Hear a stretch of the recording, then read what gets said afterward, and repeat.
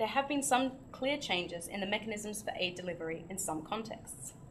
This is particularly apparent in the UK and US operations in Afghanistan, where the military have been increasingly involved in the distribution of aid as a strategy to win hearts and minds and build support for foreign troops, leading to improved military outcomes.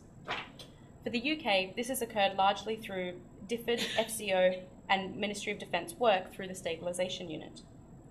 Both the US and the UK have utilised provincial reconstruction teams to ensure that once the military secures an area, aid projects provide peace dividends, which help to legitimise the presence of intervening forces. In many cases, this has been explicitly part of counter-terrorism and counterinsurgency strategies, meaning that aid is explicitly being used here to achieve military ends.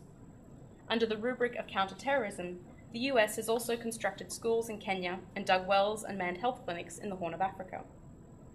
Militaries have largely focused on quick impact projects, such as the building of a school or a mosque in a village that the forces have recently secured. The problem with this approach is that it does not appreciate the long-term nature of successful development, or the politics of engagement with local communities.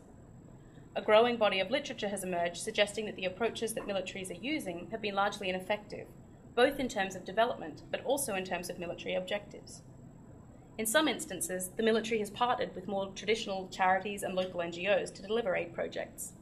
But in other areas, for instance in Helmand Province, Afghanistan, between 2006 and 2008, the military itself delivered the aid. The involvement of military actors in aid delivery has also skewed where aid is allocated within a country.